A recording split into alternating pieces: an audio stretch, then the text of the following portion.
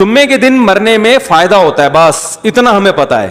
جمعے کے دن مرنے والے شخص کو لوگ کہتے ہیں اسے قبر میں حساب نہیں ہوتا. بھائی سب سے پہلے اعمال ہیں، یہ سب چیزیں فضائل میں آتی ہیں کہ جمعے کے دن مرنے کی فضیلت ہے بس. باقی یہ نہیں کہ وہ چوری بھی کی، زنا بھی کیا اور ماں باپ کو بھی ستاتا رہا تو صرف جمعے کو مرنے سے سب کچھ صاف ہو جائے گا. ایسا قرآن و سنت سے ہمیں پتہ نہیں چلتا. آپ ستاتے رہے، سود کھاتے رہے، زنا کرتے رہے، 27ویں رات کو بھی مریں گے تو چترول لگیں گے قبر میں، کیونکہ قرآن نے سب سے زیادہ فوکس کیا ہے عمل کو. اگر پھر جمعہ ہفتے سے کام چل جاتا تو یہ پیغمبروں نے جو اتنی تکلیفیں اٹھائی ہیں یہ نہ اٹھاتے. بس پیغمبر دنیا سے یہ کہہ کے چلے جاتے تمام حضرات کوشش کریں جمعے کو مریں وہ. بس یتیموں کے حقوق اور یتیم کا مال جو کھاتے ہیں آگ کے انگارے کھا رہے ہیں، اور زنا پر جو سزائیں رجم کی اور کوڑے لگنے کی اور آگ کی وعیدیں اور ماں باپ کو ستانے والے کی بخشش نہیں ہوگی، وہ عورت جو شوہر کی ناشکری ہو، یہ سب ختم ہو جاتی نا. جیسے حدیث میں آتا نا کولونجی میں ہر بیماری کی شفا ہے، تو اس کا یہ مطلب نہیں ہے کہ اب ڈاکٹر کے پاس جانے کی ضرورت ہی نہیں ہے. سنا مکھی میں ہر بیماری کی شفا ہے، تو اب کورونا میں بس سنا مکھیاں کھلا کھلا کے باقی ساری ویکسین جو تیار ہو رہی ہے، یہ جو دنیا، یہ سب یہ تو نبی نے نہیں ایسے کیا. اگر حدیث کا یہ مطلب ہوتا تو صحابہ کرام ہر گھر میں کولونجی رکھ لیتے، اور جب اسلامی حکومتیں قائم ہوئیں تو جو میڈیکل کالج کھلے ہیں اس زمانے میں وہ سارے آگ لگا کے بند کر دیتے. نہ کوئی حکیم ہوتا نہ ڈاکٹر ہوتا، بھائی ہر بیماری کے لیے کیا ہے؟ کولونجی. جیسے وہ ایک حکیم صاحب تھے، ہر ایک کو کیڑوں کی دوا دیتے تھے. وہ جو بھی آتا نا حکیم صاحب، بھائی کیڑوں کی دوا، پیٹ میں درد ہے کیڑوں کی دوا. سنا یہ ہے؟ سنا بھائی اپنے آپ کو مزہ نہیں آئے گا. پھر جس نے نہیں سنا اس کو اس میں مزہ آئے گا. ہر ایک کو کیا دے رہے ہیں؟ کیڑوں کی دوا.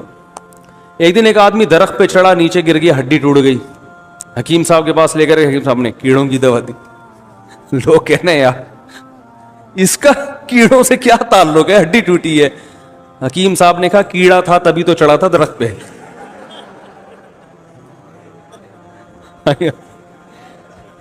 یہ آئندہ کے لیے دی ہے تاکہ آئندہ ایسی حرکت، ایک ہڈی تو ٹوٹ گئی ہے دوسری تو سلامت رہے نا. صحیح ہے نا؟ تو ہمارے یہاں بھی لوگ کیا کر رہے ہیں، ہر چیز میں بھائی کولونجی، ہر چیز میں بس ہنا مکھی دے دو، بس شہد دے دو. حدیث کا یہ مطلب نہیں ہے. حدیث کا مطلب ہے کولونجی میں شفا ہے.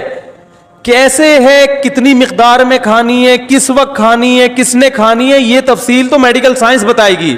حدیث میں ایک اشارہ دے دیا بھائی اس میں دوائیت کا عنصر ہے. بس ہمارا ایمان ہے اللہ کے نبی پر کہ کولونجی میں ہر بیماری سے اللہ نے شفا رکھی ہے. کیسے رکھی ہے میڈیکل سائنس بتائے گی آپ کو. صحیح ہے نا؟ یہ مولانا صاحب نہیں بتائیں گے آپ کو. یہ کون بتائے گا؟ شہد میں اللہ نے شفا رکھ دی ہے، کیسے رکھی ہے، کس مقدار میں رکھی ہے، کس وقت کھانا ہے، یہ میڈیکل سائنس بتائے گی. یہ مولانا بولو بھائی نہیں بتائیں گے آپ کو. صحیح ہے نا؟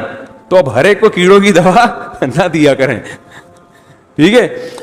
اور کیا بات کیا چل رہی تھی؟ ہاں، تو جمعے کے دن مرنے میں فائدہ ہوتا ہے، بس اتنا ہمیں پتا ہے. پورا ہی بخشا جاتا ہے ایسا نہیں ہے بھائی. اللہ بخش دے تو الگ بات ہے. جیسے آپ کو ہارٹ اٹیک ہو چکا ہے، اب آپ صرف کولونجی کے چند دانے چبا دو گے تو اٹیک نہیں ہوگا، ایسا نہیں ہے بھائی. اب تو وہ دوائیں بھی کھانی پڑیں گی. اور آپ نے 15 سال جو میرے مشورے پہ 2 پراٹھے صبح کھائے ہیں دیسی گھی کے، یا دیسی گھی کے نہیں، وہ جو ہوٹل کے، تو وہ بھی اثر کریں گے اب 15 سال کے بعد. ٹھیک ہے نا؟ تو یہ سب کچھ ہوگا. تو اس لیے کولونجی بھی کھائیں. اور پہلی بات تو یہ کہ ان تمام بڑی بڑی چیزوں سے احتیاط کریں. تو اسی طرح اصل چیز ہے گناہ. دیکھو زہر کولونجی میں شفا ہے، لیکن آپ نے کہا میں ایک چٹکی کولونجی کی بھی لوں گا، ایک چٹکی زہر کی بھی کھاؤں گا، کیونکہ زہر سے جو بیماری آئے گی کولونجی سے شفا مل جائے گی. یہ دلیل صحیح ہوگی؟ تو اسی طرح بھائی کولونجی میں شفا ہے بشرطے کہ زہر سے بچے، نقصان دہ چیزیں نہ کھائے، پھر شفا ہے. تو اسی طرح یاد رکھو جمعے کے دن مغفرت ہو جاتی ہے مرنے والے کی، بشرطے کہ جو زہر آخرت کے عذاب کا ذریعہ بنتا ہے نا, یتیموں کا مال کھانا, والدین کے حقوق ادا نہ کرنا, اس زہر سے بچے. تو پھر جو چھوٹی موٹی جراثیم ہے نا, وہ جمعے سے کیا ہو جائیں گے, وہ معاف ہو جائیں گے. تو صغیرہ گناہ, چھوٹے موٹے جو گناہ ہوتے ہیں وہ لیلۃ القدر میں مرنے سے بھی معاف ہو جاتے ہیں, جمعے میں مرنے سے بھی معاف ہوتے ہیں. جمعے میں مرنے سے تھوڑے والے جراثیم, لیلۃ القدر میں تھوڑے اور اسٹرانگ جراثیم مر جاتے ہیں. لیکن یہ جو آپ جائیدادیں کھا کے بیٹھے ہوئے ہو بہنوں کی وراثت کے, حج فرض ہوا وہ نہیں ادا کیا آپ نے, ماں باپ کو ستایا, یہ اتنے بڑے بڑے جراثیم ہیں, یہ لیلۃ القدر کا اسپرے ان پہ کام بولو بھائی نہیں کرتا. تو اس کے لیے اللہ نے قرآن میں جو توبہ کا طریقہ بتایا اور حقوق العباد ہیں تو وہ واپس کرنے پڑیں گے, وہی طریقہ ہے. بعض لوگ بہت غلو کرتے ہیں, جو بھی لیلۃ القدر میں مر گیا بس وہ ڈائریکٹ جنت میں, ایسا نہیں ہے. اور یاد رکھو جو کبیرہ گناہ کا مرتکب ہو کھلے عام, تو شریعت نے اس کو فیور کرنے کی اجازت نہیں دی ہے. دیکھو خودکشی کرنے والے کا نماز جنازہ پڑھنا جائز ہے, پوری امت کا اجماع ہے, لیکن نبی نے نہیں پڑھا, نبی نے نہیں پڑھا. حالانکہ آپ تو رحمت للعالمین تھے نا, آپ سے زیادہ کسی کو ترس آیا ہوگا خودکشی کرنے والے پر, لیکن آپ نے نہیں پڑھا, بائیکاٹ کیا. کیوں؟ لوگ اس جرم کو ہلکا نہ سمجھے. تو ہم ایک جانب تو دیکھ رہے ہوتے ہیں کہ ترس کھانا ہے, دوسری یہ نہیں دیکھ رہے ہوتے کہ ترس کھانے سے معاشرے میں یہ جرم کیا ہو رہا ہے, پروموٹ. تبھی الحمدللہ میں کبھی خودکشی کرنے والے کی حمایت نہیں کرتا, نہ کبھی اس پہ ترس کھاتا ہوں. میرے پاس آتا ہے نا وہ بیچارے ایک حالات سے تنگ آ کے کھمبے سے لٹک گیا, مار دیا, ہائے ہائے ہائے بیچارے. میں نے کہا اتنا مظلوم نہیں تھا. اگر اتنا نیک ہوتا تو قبر میں چترول لگ رہے ہوتے اس کے. ارے سب سے پہلے تو اللہ کو ترس آتا نا اس کے اوپر. حدیث میں آتا ہے جو خودکشی کرتا ہے برزخ میں وہی عذاب اس کو قیامت تک دیا جائے گا. یہ جو ابھی بالی ووڈ کے ایکٹر نے خودکشی کی ہے نا رسا لٹکا کے, تو حدیث کے مطابق آپ اس کی لاش کو جلائیں یا نہ جلائیں, قبر میں دفنائیں, جو بھی کام کرتے ہیں, ہمارے نبی نے ہمیں یہ بتایا ہے کہ قیامت کا عذاب بعد میں, قیامت تک یہ اسی طرح اپنے آپ کو پھندے سے لٹکا کے مارتا رہے گا. اللہ اس میں جان ڈالیں گے. برزخی زندگی میں ہوتا ہے یہ کام, باڈی کو نہیں پتا چلتا. اس پر ایک پورا بیان میرا تفصیل سے ہو چکا ہے. برزخ میں اللہ اس کی روح کو جسم دیں گے, اسی طرح اللہ کہیں گے لٹکو, مارو اپنے آپ کو, تڑپے گا, مرے گا, پھر پھندا لٹکے گا. حدیث میں آتا ہے جس نے پہاڑ سے گرا کے اپنے آپ کو مارا تو قیامت تک اللہ اس کے لیے پہاڑ قائم کرتے رہیں گے, وہ اس پہ گرا کے اپنے آپ کو مارتا رہے گا, مرے گا, پھر اللہ زندہ کریں گے, پہاڑ پہ چڑھائیں گے, پھر گرائیں گے اس کو, قیامت تک یہ عذاب ہوتا رہے گا. تو خودکشی کرنے والے پہ کبھی ترس نہ کھایا کریں, یہ جرم ہے. اور پاکستانی قانون کے حساب سے بھی جرم ہے. خودکشی کرنے والا اگر بچ جائے اس کے خلاف FIR کٹوائی جا سکتی ہے, اریسٹ ہو جائے گا فوراً. بہت سی خواتین سوسائڈ کرتی ہیں شوہر کے سسرال کے حالات سے تنگ آ کے. حالات تو ہوتے ہیں سسرال کے بڑے بڑے خراب بھی ہوتے ہیں. آپ کو خودکشی کرنے کی اجازت بولو بھائی نہیں. تو میاں آتے ہیں میرے پاس, کہتے ہیں میری بیگم دھمکی دے رہی ہے خودکشی کرنے کی. میں نے کہا ریکارڈ کرو بیگم کی دھمکی, FIR کٹوا کے اندر کر دو اس کو, سیدھی سی بات. اور کیا یہ مذاق ہے کیا؟ اگر یہ پی لے زہر تو شوہر کا تو بیچارہ چوڑے میں آ گیا. اس لیے کہ پھر یہ بتانا کتنا مشکل ہوگا کہ اس نے نہیں مارا خود مری ہے. پھر اگر مر گئی تو پھر وہ ایک نئی ٹینشن کھڑی کہ اس نے اتنا ٹارچر کیا ہوگا کہ بیچاری نے اپنے آپ کو مار لیا. تو کوئی بھی غم ہو آپ کو اپنے آپ کو قتل کرنے کی اجازت نہیں ہے. شوہر اتنا بڑا ظالم ہے, طلاق لو بھائی, اسے خلا مانگو, گھر سے بھاگ جاؤ. اگر ظالم ہو ایسا نہ وہ بھاگ جائے بلا وجہ, کوئی اتنا ٹارچر کر رہا ہے تو بھاگنے کا آپشن ہے آپ کے پاس, گھر سے بھاگ جائیں, آپ کہیں بھی جا کے پناہ لے لیں. مارنے کی اجازت نہیں, اپنے آپ قتل نہیں کر سکتے آپ. قتل کیا تو اللہ پھر جو لٹکائے گا نا وہ شوہر کے لٹکانے سے زیادہ ہوگا. تو مارنے کی اجازت نہیں ہے کیسے بھی غم ہو. اور پھر ان کو تو کوئی غم بھی نہیں ہوتے, کم وقتوں کے کھا رہے ہوتے ہیں صبح پراٹھے, بس ایک محبت ناکام ہو گئی تو لٹک گئے. چلو سسرال تو ٹینشن دیتا بھی ہے نا, اداکاروں کو کیا ٹینشن ہوتی ہے بھائی؟ تمہارے پاس عزت بھی ہے, تمہارے پاس دولت بھی ہے, تم نے چاند پہ زمینیں خرید کے رکھی ہوئی ہیں, یا خریدنے کی باتیں کر رہے ہو, مجھے نہیں پتا خریدی ہیں یا خریدنے کی باتیں تھی. تو اتنے آپ ہائی پروفائل آدمی ہو اور آپ غموں سے, پتہ نہیں کون سے غم آپ کے لگ گئے کہ آپ لٹک کے ہلاک ہو گئے. اس کا مطلب آپ لوگوں میں عدم برداشت پیدا کر رہے ہو. نہیں آ رہی بات سمجھ میں؟ آپ لوگوں کو بزبان حال لٹکنے کی ترغیب دے رہے ہو, یہ آپ نے جرم کیا ہے.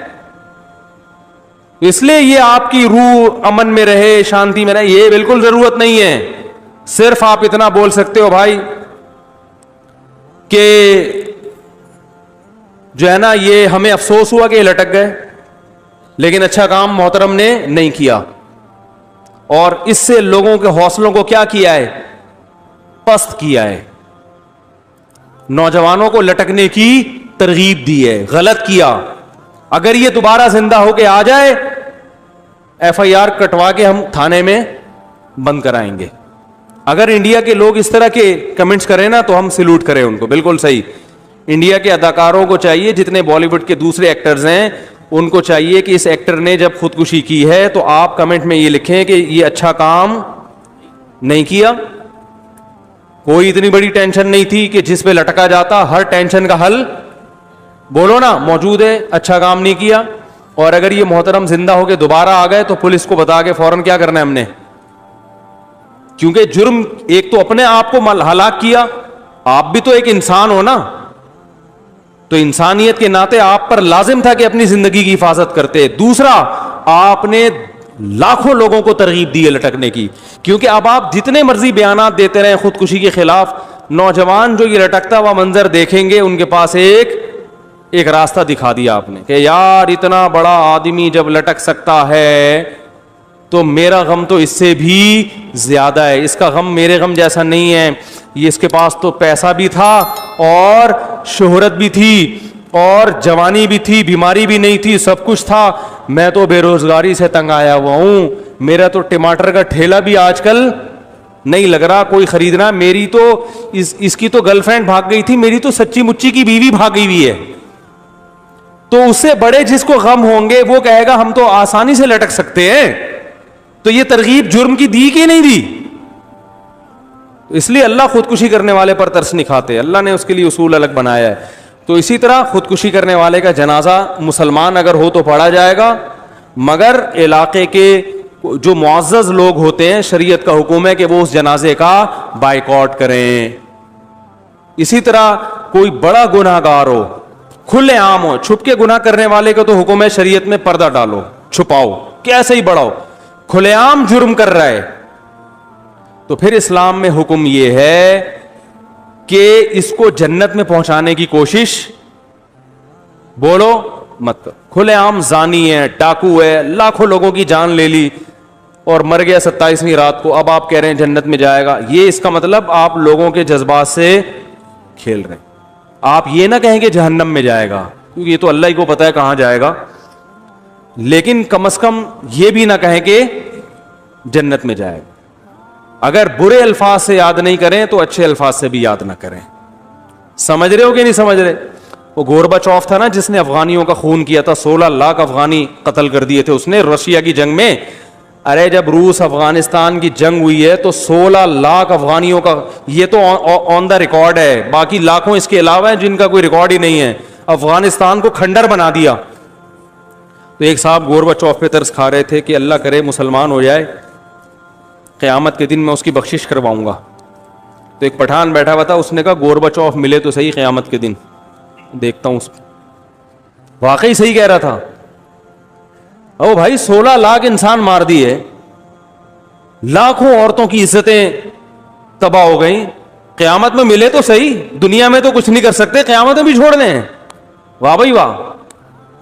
تو نہیں چھوڑیں گے, ملے گا چھوڑیں گے آپ لوگ؟ گورباچوف قیامت کے دن کہیں چھاؤں میں آ جائے بس, سو بولو تو ذرا سائڈ پہ آ.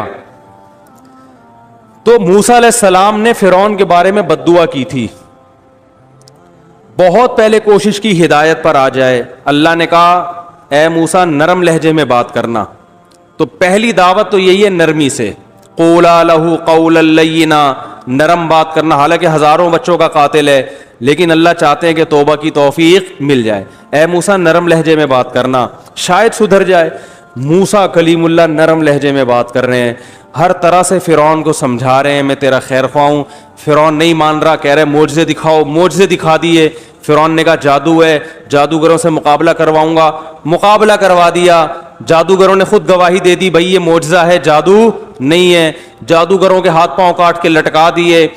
پھر بھی اللہ نے مہلت دی, توبہ کر لے اب. پھر اللہ نے مینڈکوں کا عذاب بھیجا, ٹڈیوں کا عذاب بھیجا, جوؤں کا عذاب, ہر طرح کے عذاب بھیجے. جب موسیٰ علیہ السلام دعا کرتے عذاب ٹل جاتا, دعا نہیں کرتے تو عذاب نہیں ٹلتا. صاف دکھا دیا وجاہدوا بہا واستیقنتھا انفسہم. اللہ فرماتے ہیں فرعون اور اس کے درباریوں کو یقین ہو گیا کہ یہ اللہ کا پیغمبر ہے, یہ جھوٹا نہیں ہے, پھر بھی انکار کرتے رہے. بالآخر جب ظلم انتہا ہوئی ہے نا, تو پھر موسیٰ علیہ السلام نے بد دعا کی ہے, اور ہارون علیہ السلام نے بھی ہاتھ اٹھائے, اے اللہ اب فرعون کو تباہ کر دے, اور پہلا دعا میں تجھ سے یہ مانگتا ہوں کہ اس کو اس سے ہدایت کی توفیق سلب کر لے. ربنا اطمس علی اموالہم واشدد علی قلوبہم. اے اللہ اس کے دل پہ مہر لگا دے, اس کو ایمان کی توفیق نہ ملے. ایسا نہ ہو کہ اتنی بدماشیاں کی ہیں اس نے, اب جب اس کی ہلاکت کا وقت آیا اور ہمارا وقت آیا کہ ہمیں ظلم سے نجات ملے, پتہ چلا یہ کلمہ پڑھ کے کیا ہو گیا, مسلمان. اور اللہ کا قاعدہ ہے کہ جب کوئی کلمہ پڑھ کے مسلمان ہو گیا 99 سال میں بھی, تو اللہ پچھلا سب کیا کر دیتے ہیں, معاف. اے اللہ کلمہ پڑھنے تیرا اصول تو چینج نہیں ہو سکتا, کلمہ پڑھے گا تو نے تو معاف کرنا ہی کرنا ہے. میں یہ تو نہیں کہتا کہ اپنا اصول چینج کر لے, یہ تو نے کرنا نہیں ہے. موت سے پہلے جو توبہ کرے گا تو نے معاف کرنا ہے, یہ تو تیرا لگا بندہ اصول ہے, یہ اصول تو تیرا چینج نہیں ہو سکتا. اب میں یہ تو نہیں کہہ سکتا کہ فرعون کے حق میں یہ اصول چینج کر لے, نہ, یہ تو تیرا اصول ہے کہ مرنے سے پہلے جو توبہ کرے گا وہ توبہ قبول ہوگی, بشرطے کہ بالکل حالت نزع کی کیفیت میں نہ ہو. تو اب میں تجھ سے ایک دعا مانگ رہا ہوں, اب تو اس سے کلمے کی توفیق سلب کر لے, اس کے دل پر ایسی اسٹیمپ لگا دے کہ اس کلمے کے علاوہ سب کچھ اس کی زبان سے نکلے, کلمہ نہ نکلے, اس کو ایمان کی توفیق نہ ملے. تو بتاؤ موسیٰ علیہ السلام یہ جو دعا مانگ رہے ہیں, تو کیا موسیٰ علیہ السلام ظالم تھے؟ اہل سنت والجماعت کیا یہ ہے بھائی ترتیب ہے. کیا موسیٰ علیہ السلام چاہتے تھے کہ فرعون زبردستی جہنم میں جائے؟ وہ کسی کو جلتا ہوا دیکھ کے خوش ہونا چاہتے تھے؟ اگر آپ موسیٰ علیہ السلام کے بارے میں ایسے بدگمان ہو تو پھر یہ ایمان خطرے میں ہے نا. پیغمبر ہر لحاظ سے کامل ہوتا ہے, پیغمبر میں کوئی فالٹ بولو نہیں ہوتا, کیونکہ نبی کا مشن یہی موسیٰ علیہ السلام ہے غالب ہوگا جو اتنے مظالم سہنے کے باوجود فرعون کی ہدایت کی کوشش میں لگے رہے کہ اب آ جائے. وہ ہزاروں بچوں کے قتل